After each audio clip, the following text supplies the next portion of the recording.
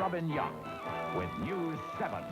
Some good news tonight about a young man. A complete recovery is the prognosis for 13-year-old Brian Lasley.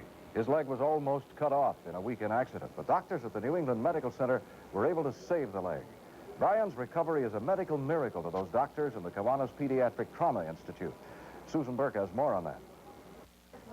Brian Lasley went back into surgery today to have the dressings changed on his newly reconstructed leg.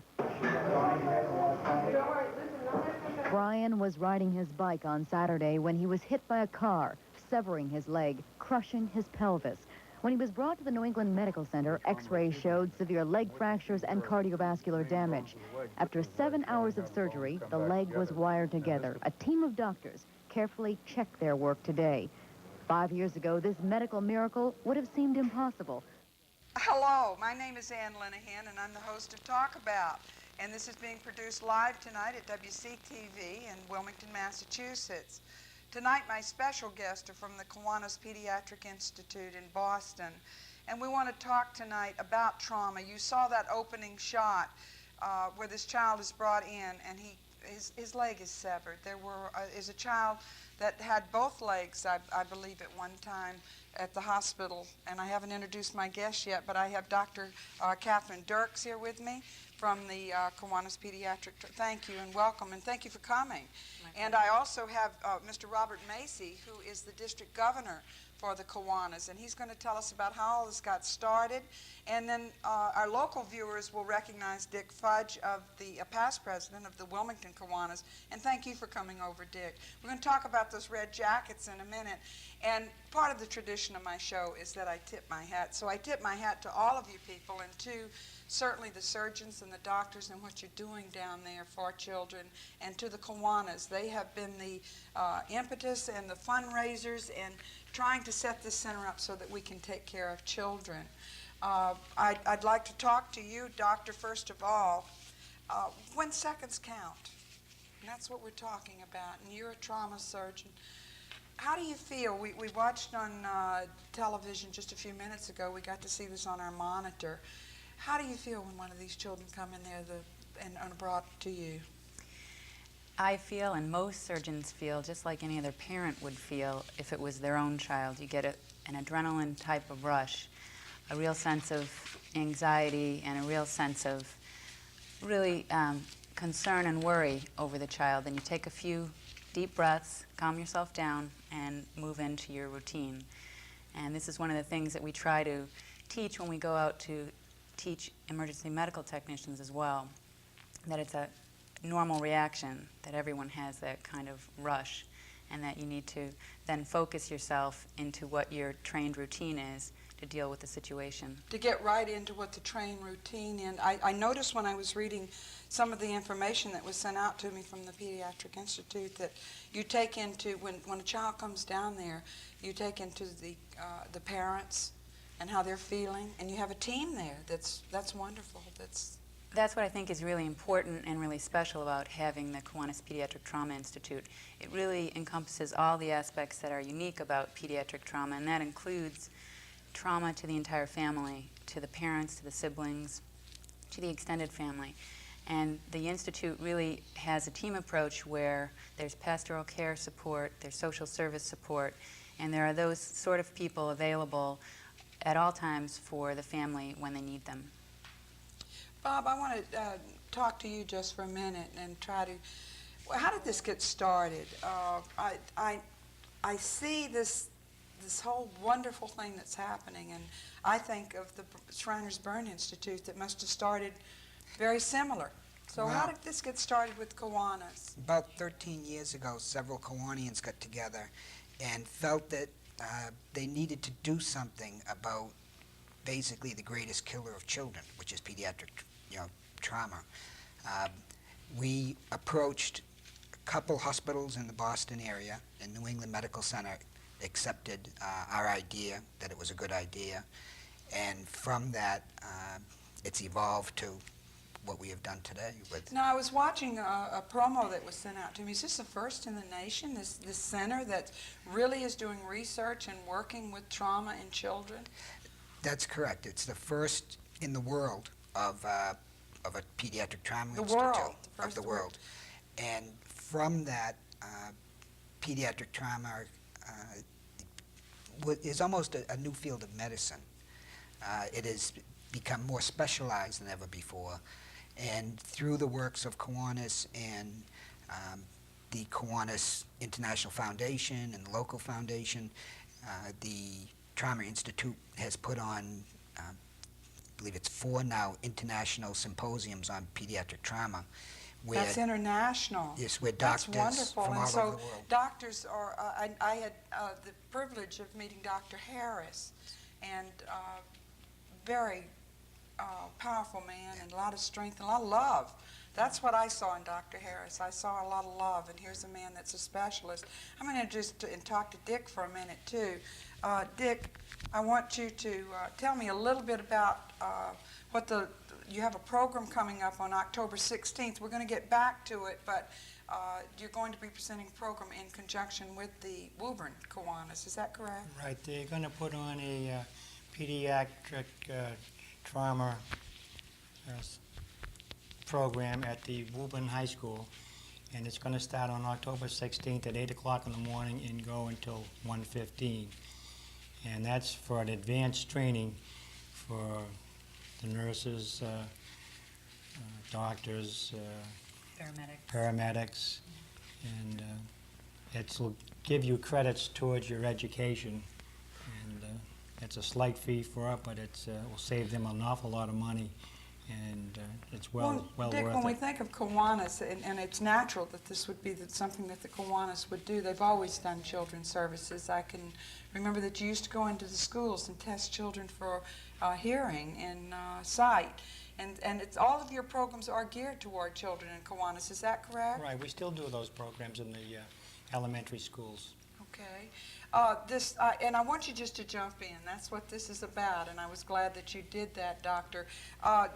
Can you tell me about what this program, basically, let's talk some more about the Kiwanis Pediatric Trauma Institute. I felt that, and correct me if I'm wrong, Dr. Harris, where did he first get interested in trauma as being his specialty? Well, I think all pediatric surgeons realize that a large part of their practice is going to involve the care of injured children, and that's just because of the statistics. Unfortunately, many children are injured and harmed by trauma, many more than die from other diseases.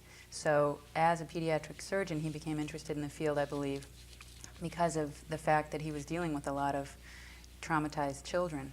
And I think also because of his rapport with the Kiwanians, he saw an opportunity to really make a difference and a big impact in the field of pediatric surgery, specifically for the care of these injured children.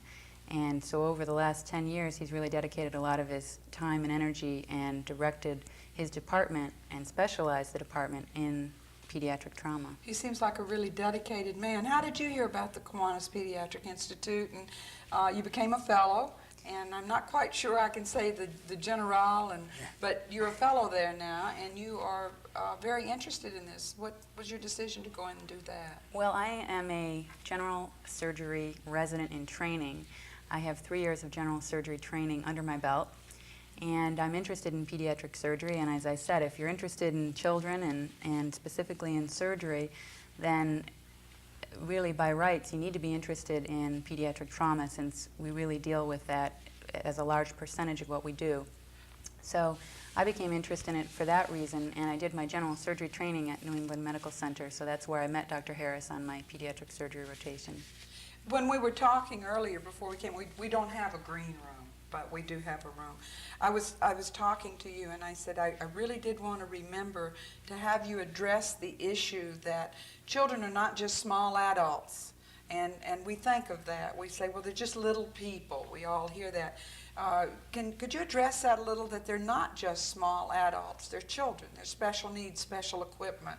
Absolutely. We spend about 2 hours specifically during our pediatric trauma management course where we detail the differences in anatomy and physiology, in the physiologic response to trauma, and specifically in children's response to hemorrhage.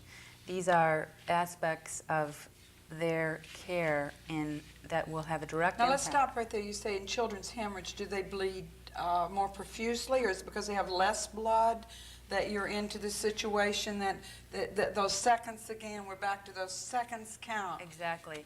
We have a term in adult trauma that we use to describe the golden hour, which is the period of time during which you can make an intervention and really make a significant difference in the outcome of that patient. When we talk about children, we downscale the time to 20 minutes. So again, that highlights the fact that children are different. You have less time to respond in order to make a significant impact in their outcome, specifically when you're looking at hemorrhage. And that's been something that we've been studying in the research laboratory, and Dr. Harris has had a specific interest in over the years. And again, it's a matter of the fact that they are smaller, they have smaller total blood volume, and again, when they bleed, they have a different, which is frequently... Well, I'm going to interrupt you again there, because I took, when my children were smaller, I took a standard first aid course, and it tells you it's almost an adult treatment. Are you working, as the Kiwanis Pediatric Institute, working with the Red Cross to perhaps update this training so that we understand that a little bit more? Because when I took that course, I know that those same things applied right across the board. Well, I we think need to know that as parents. There's a large hole in the educational process for paramedics, for emergency medical technicians, for nurses, even in the field of surgeons themselves. This field of pediatric trauma is evolving, and we're learning more and more about how to better care for traumatized children. And I think that's part of what we see as our mission. That's why we spend our weekends in the spring and in the fall traveling all over New England to teach the EMTs, the paramedics, the nurses, the differences that we have discovered in how to assess and treat children who've been injured.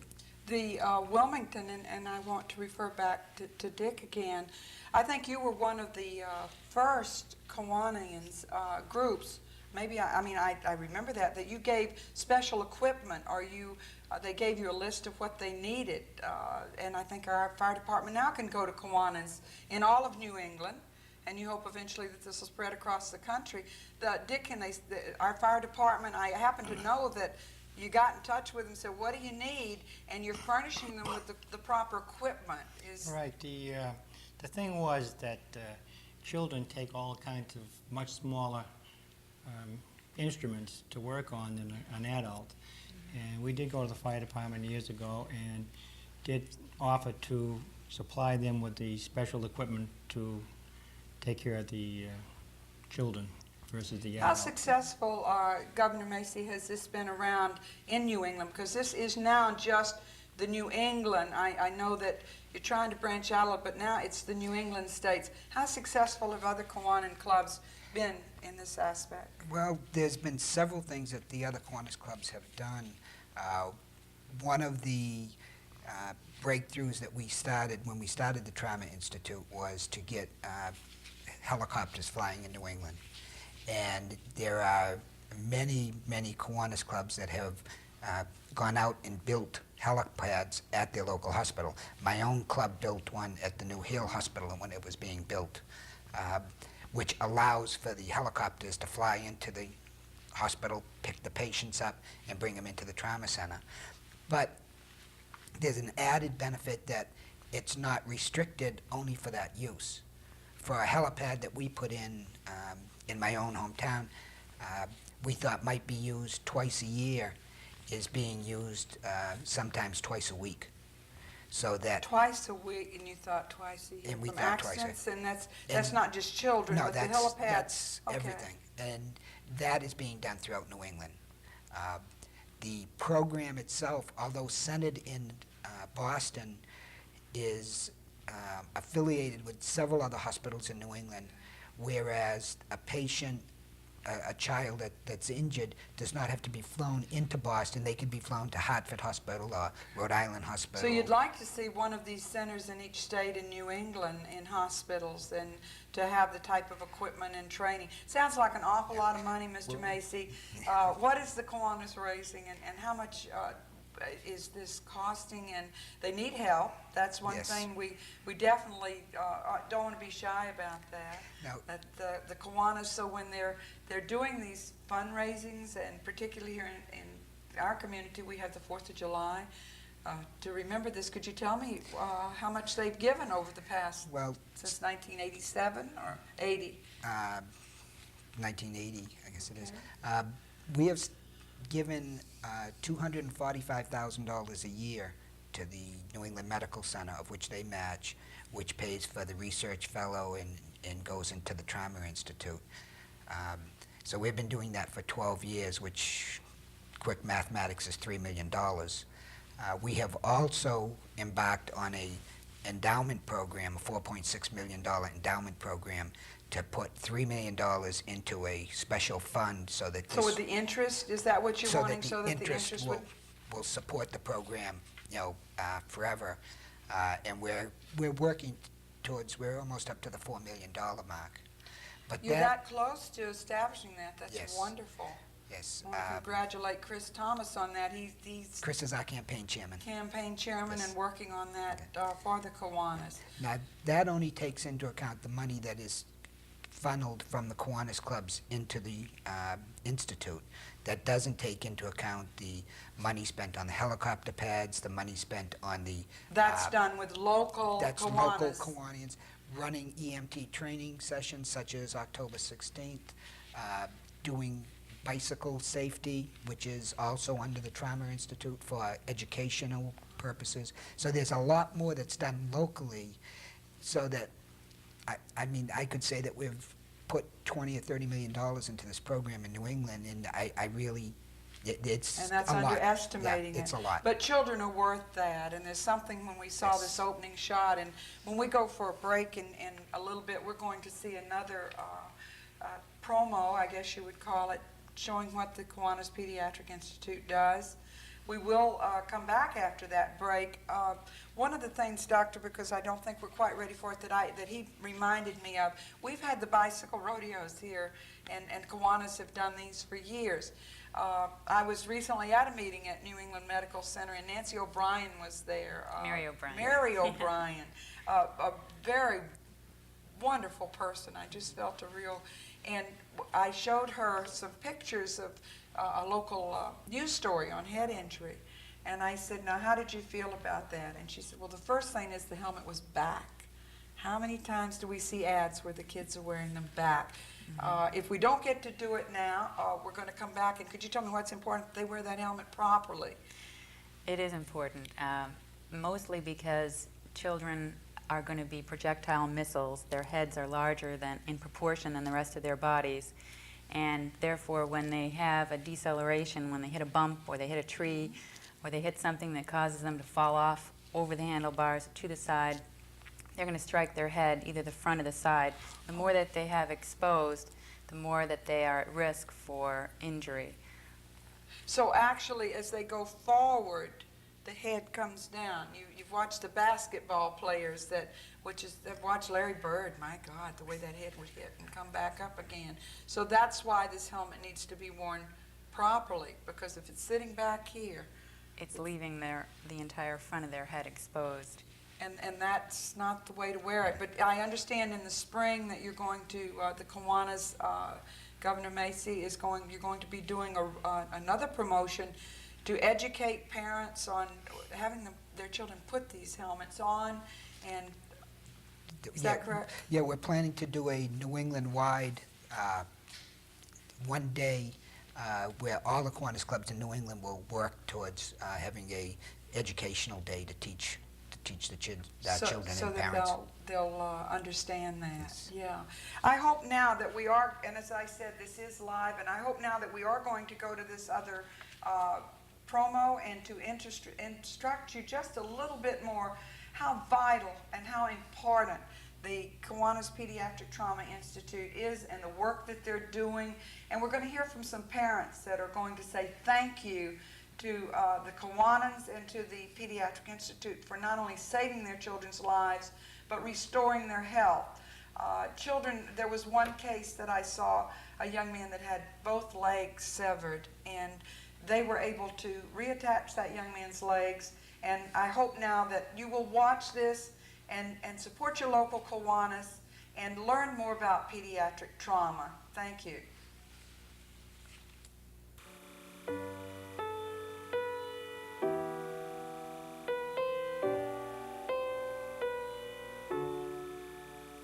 In 1980, the Kiwanis Foundation of New England began an ambitious program to help children badly injured in accidents. It joined with the New England Medical Center to start the Kiwanis Pediatric Trauma Institute, now known as KPTI for short. Since then, thousands of young lives have been saved, and many more spared permanent disability. For the next few minutes, we'd like you to hear from some of the people who have special reasons to be thankful for the Kiwanis Pediatric Trauma Institute.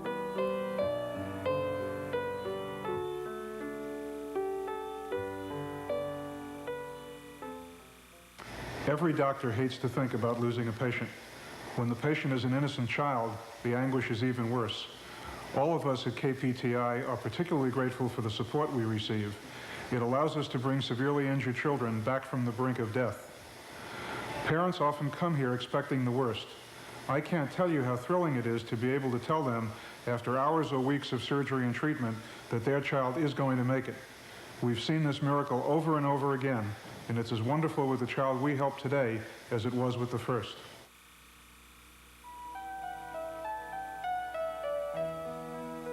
Trauma is the #1 child health problem in the United States. More children die from accidental injury than all other diseases combined. Each year, 15,000 children are killed, and more than 50,000 are permanently disabled. Most of today's medical facilities were designed and equipped for adults, not for pediatric trauma. But children are not small adults. When they get badly hurt, their bodies respond differently, and they need special treatment and equipment.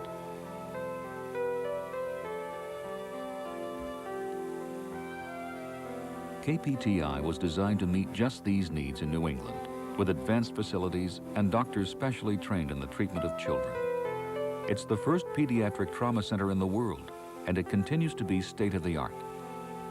KPTI is a model pediatric trauma center for doctors and hospitals around the world.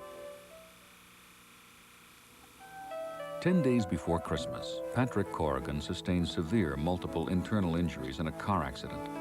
He was flown by helicopter from Norwood Hospital to KPTI. After 5 operations and 40 days on a respirator, Patrick was finally able to go home. Because it makes me feel better. That's right. And you're not going to have it for long, though, are you? It's really hard to say in any words at all how grateful we are for what they did. They saved our boy, and without them, we wouldn't have him today. Every moment was critical, every minute, and if they didn't do the job that they had to do within that short span of time, we wouldn't have him. Patrick has always been very special and precious to us, and even now, we look at him sleeping at night and just touch him, just can't believe that we still really have him back. Pumpkin pie. More than 1,000 badly injured children like Patrick have been treated at KPTI. Most have had unimaginable injuries, and almost all recovered and have gone on to lead normal lives. Like Robin Guerin, who graduated from high school during her recovery. This has been made possible by attacking the trauma problem in 4 different ways. The first is excellent care at the accident scene as soon as possible after injury. Then rapid transport by medical helicopter to the Institute at New England Medical Center in Boston. Then surgery in a pediatric trauma unit by a specially trained team of pediatricians, nurses, and pediatric surgeons. And when it's all finished, aftercare, dealing with the long-term physical and emotional scars and the effects of the injury on the child and his family. Within the last few years, KPTI has provided training to nearly 100 emergency medical service providers throughout central New Hampshire. Children are not just small adults. A critically injured child has special needs that require special treatment. They have provided us with the opportunity to help stabilize these critically injured children and keep them alive so we can bring them down to their facility here in Boston where their needs can be met. I'd like to take this opportunity to thank everyone that's made it possible for KPTI to provide us with this training and for the presence of their facility here in Boston. Getting the whole program into hometowns is an important part of KPTI. The lives of injured children depend on the care they receive in the ambulance and the community hospital. So a cooperative network was established throughout New England.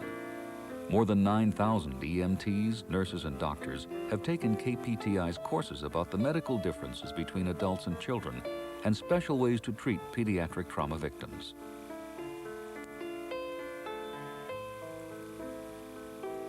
In 1984, the Hartford Hospital in Connecticut became affiliated with KPTI.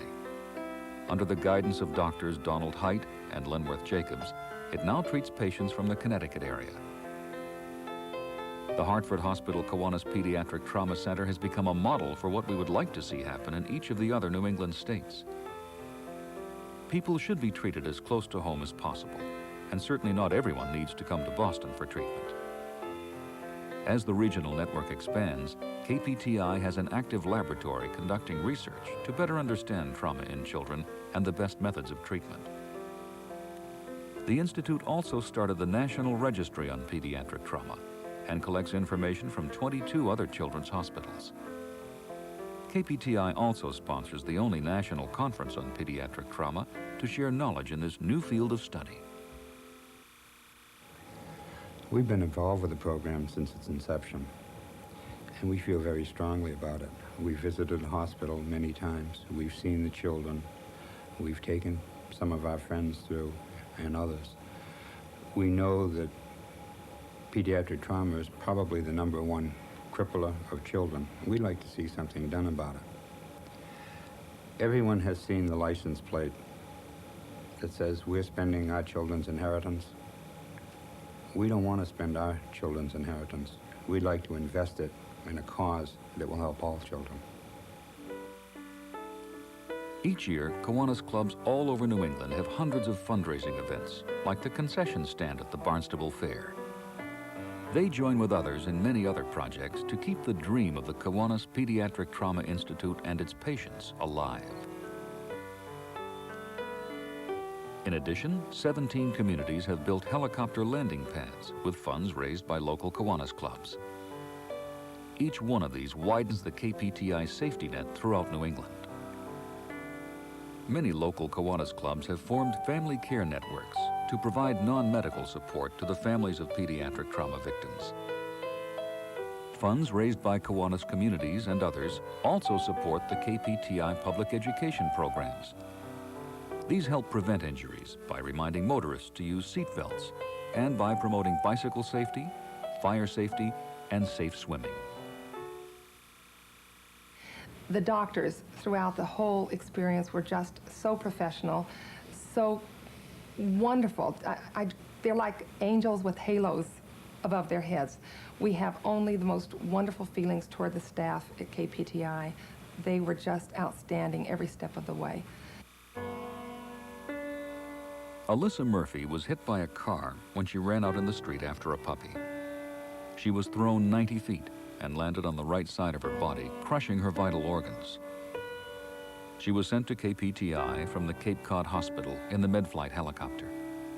She went into emergency surgery twice the first night, and her heart stopped several times. She is one of the few survivors of the kind of injury she had. After weeks of treatment, Alyssa finally went home, and her long rehabilitation began. Today, she is a lovely child who goes to school, plays with her friends, and has a normal life.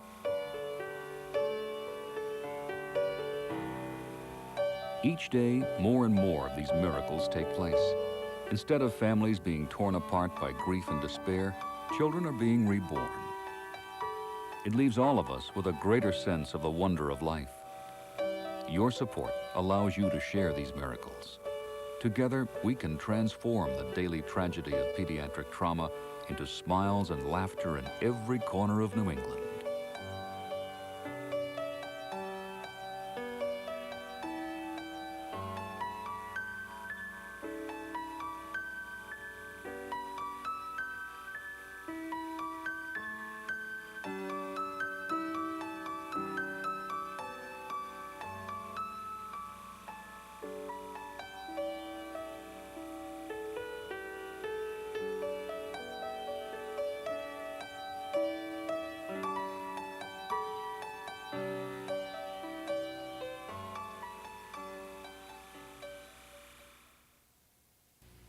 A car comes from nowhere, and a child is struck down.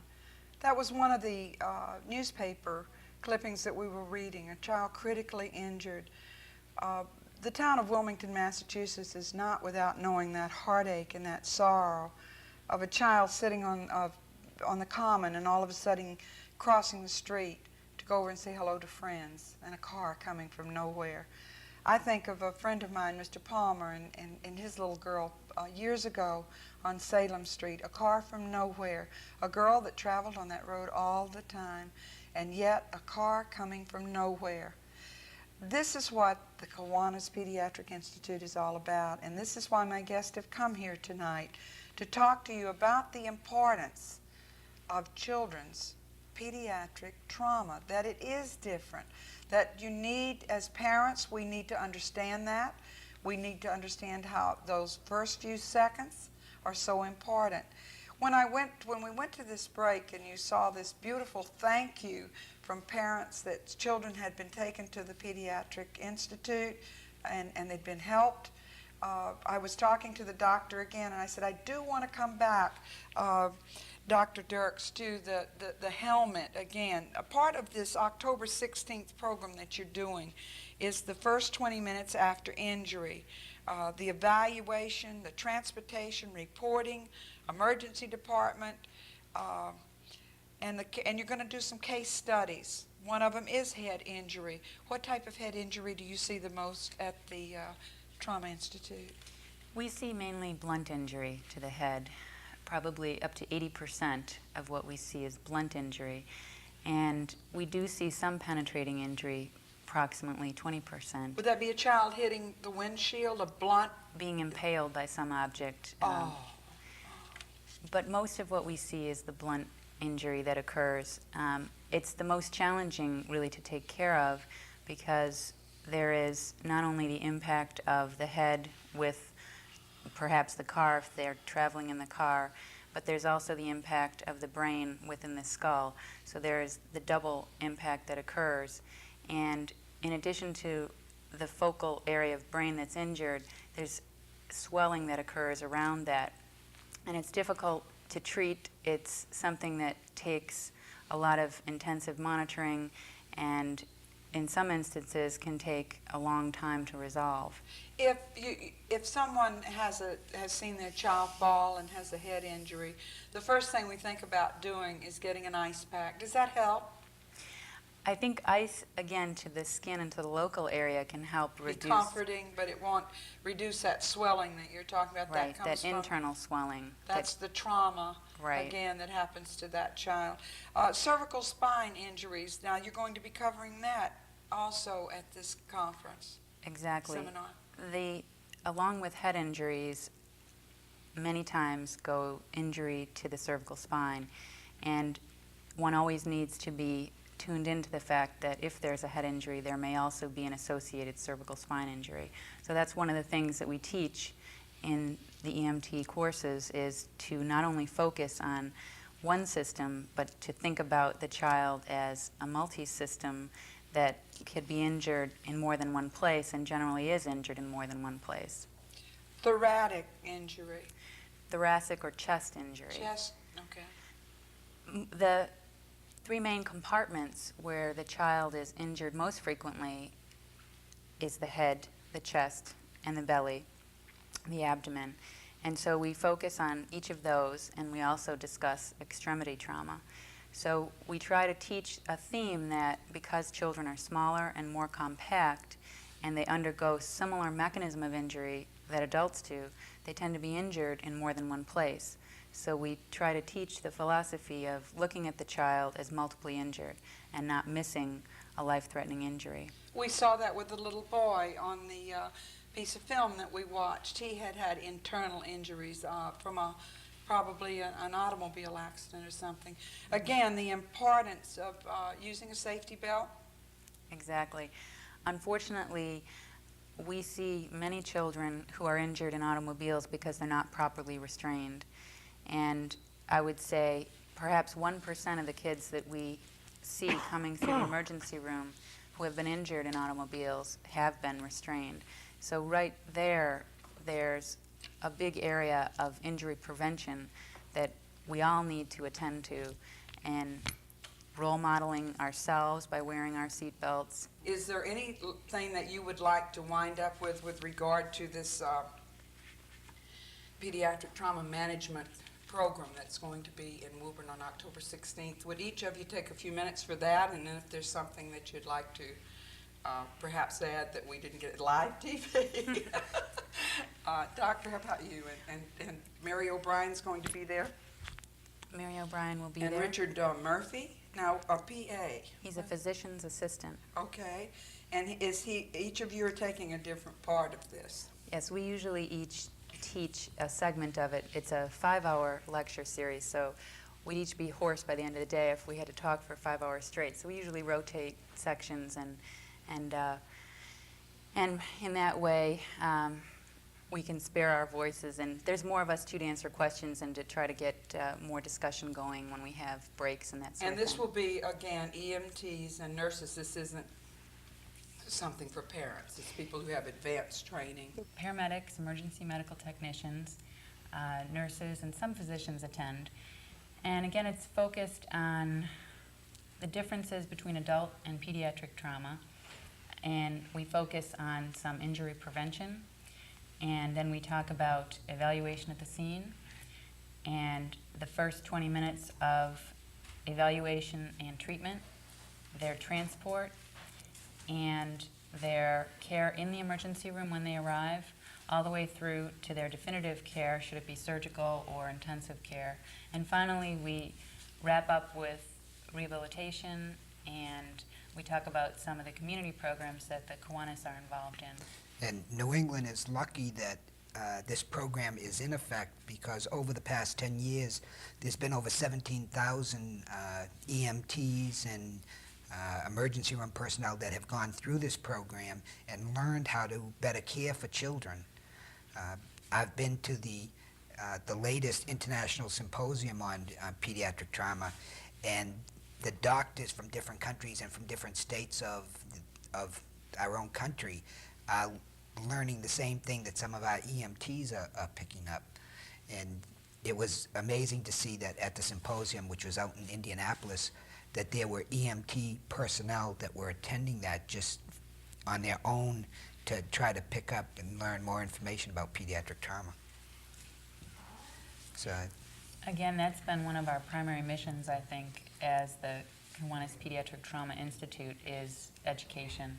Education not only to the community, to the paramedics, emergency medical technicians, but also at our institute we have an in-house ongoing effort of updating nursing staff on pediatric trauma care.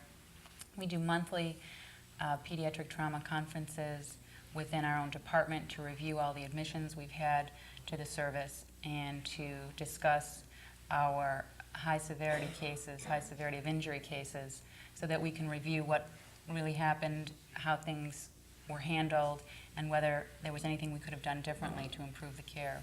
Is there any special area that these people can sign up for this symposium or conference? Is there any area that's locally here that they can contact and make reservations for this? Well, actually, the Kiwanis clubs have handled all of the publicity for those events, and we've worked with the Kiwanians in different areas throughout New England to invite the greater area of that location, so that, for example, this October 16th program will include Woburn, but also surrounding areas. So what we try to do is send out mailings, also notify hospitals, fire departments, police stations, the kinds of facilities. Community health groups. Community health groups. One of the things, again, the focus at the Institute, even though it's centered in Boston, as I spoke earlier, was the affiliate hospitals throughout New England. The information that is gathered through your research and through all the record keeping and reviewing is made available to these other hospitals. And even the local hospitals know in the emergency room about the Trauma Institute, and when they do have a seriously injured child, they call the Institute because there is a special number so that if they need better expertise, if you will, they can contact you people? Exactly. That's one of the areas where Dr. Harris's work has really been exemplary, and where he's really been outstanding has been in the organization of the trauma system in New England, so that we have rapid transport through helicopters, and that we also have the system established so that there is protocol for where children will be transported, whether by ground or by air, by helicopter. And that's one of the reasons why the affiliate hospitals are so important, because there are other places like Hartford and Rhode Island and Eastern Maine Medical, Bay State, out in Springfield, that are trauma centers dealing with adult trauma patients, and are equipping themselves and also dealing with pediatric trauma. And through this kind of sharing and networking, it may be more beneficial to transport a child a shorter distance to one of the affiliate hospitals than it would be, say, all the way into Boston.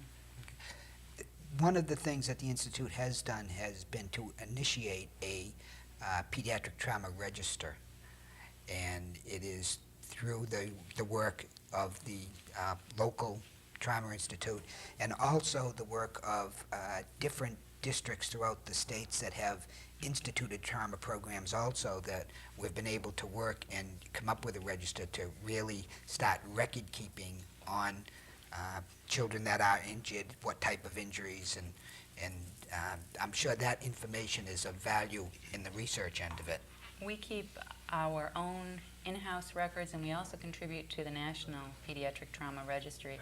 And that's really crucial, because that's where all of the information for injury prevention really comes from. We learn about how children are injured, and from that information, from all the records we keep in the trauma registry, we can then come up with our injury prevention programs like bicycle helmets and that sort of thing. I would like to see the Red Cross, and I hope that you'll carry that message back, in some way become involved, Governor and Doctor, with the Kiwanis Pediatric Institute, that they put something in their books, and when they republish them, they do that every now and then, to let that children are children.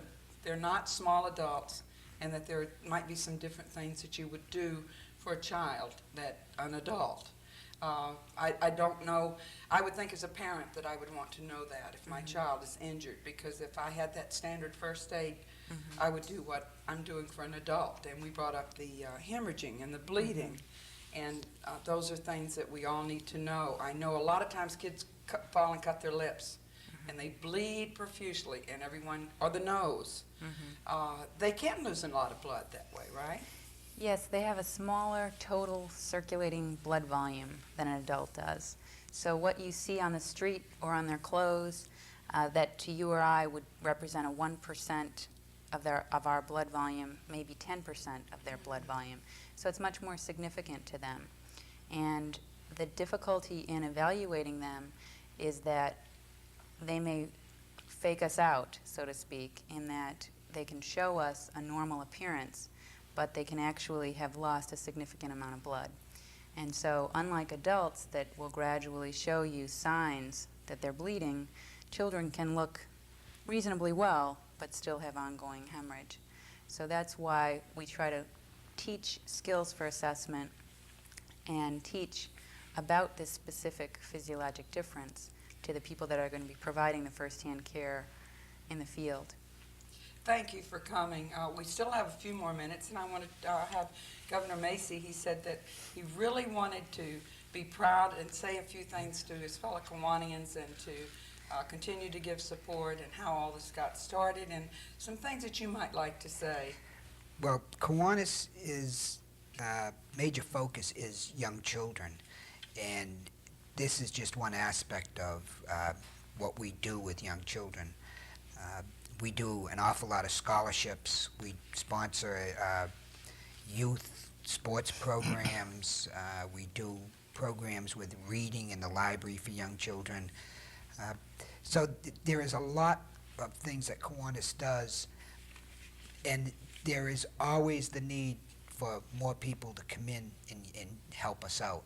because as much as we do, if we had a few more hands, we could do that much more.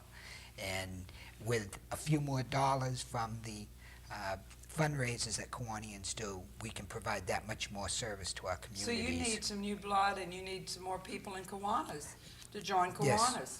Right now in New England we have 232 clubs and over 8,700 members. But when you look at New England wide, there is so much more out there, communities that are in need of help, that there are people who could use the services that Kiwanis provide, the young children especially. And Dick, would you talk to us a little bit about the Wilmington Kiwanis? Well, the Wilmington Kiwanis Club is a small club, but they're very active. We support the Kiwanis Pediatric Trauma Center, and one way that we do it is with the Red Jackets. And we can get back to that in a minute. But no, let's talk about the Red Jacket. Let's see these beautiful Red Jackets. Tell us about It's a small club in Wilmington here, but these Red Jackets are more or less a fundraiser for the center. And each jacket is $1,000. And it gave me great pleasure a few years back to give my wife a Christmas present so that we both had red jackets. And in the club right now, we have roughly, I think it's 17 or 18 members of wearing the red jackets. And so they individually have contributed $1,000 to the Kiwanis. $1,000 is for each jacket. A minimum. A minimum. Some of them more than that. Yes. The Red Jackets is actually a gift from the Institute for a $1,000 contribution. And we have right now over 750 people in New England wearing red jackets. So that there is an enormous amount of people who have given of their own personal resources. And there are some people who have given upwards of $25,000 and $30,000 each to this program because they feel so strongly about the value of this program that we have. Basically, all you have to do is go into the New England Medical Center and the Pediatric Trauma Center and take a tour and see for yourself what they do, and you won't mind giving. You see that when you see a child hurting like that, it does make you realize that this is something that needs to be looked at in the research. You see something that, you know, you say it can't be done, but it is being done. Well, in watching one of these shows and reading some of this, it says miracles do happen. And I do believe, because I have seen and I have been down to the New England Pediatric Trauma, Kiwanis Pediatric Trauma Institute, miracles are happening down there, and they will continue to happen. And the Kiwanis of New England, they need your support. We also would like, again, I'm going to remind you, the EMTs, nurses, teachers. I would think that teachers, well, maybe you might think in the future of getting teachers. We've had some teachers, actually, elementary who teachers have training and basic life support. These are credit courses, and to take advantage of this, it's the Kiwanis Pediatric Trauma Institute of New England will be doing a pediatric trauma management Saturday, October 16th. And the program will be the first 20 minutes after injury. There's going to be case studies, and Dr. Dirks will be there, and also Mary O'Brien and Richard E. Murphy. And we want to thank you for coming to talk about tonight. This was a live show, and I hope some of you, I'm very proud of all of you, how you carried on. Yes, there's one thing I'd like to say is I have young children, and I'm sure everyone out there has either young children or grandchildren or nieces and nephews that we think that they can never be hurt. But if it ever happens that they do get hurt, we in New England are lucky that we have the Kiwanis Pediatric Trauma Institute to take care of them. We really are. There's just so many things that I've seen since I've seen this, and of course, children falling on objects, scissors, and that's what these people treat, and that's what the trauma is. And thank you again for coming to talk about. Watch us next month when we're going to have the Department of Public Records on. What are you entitled to see?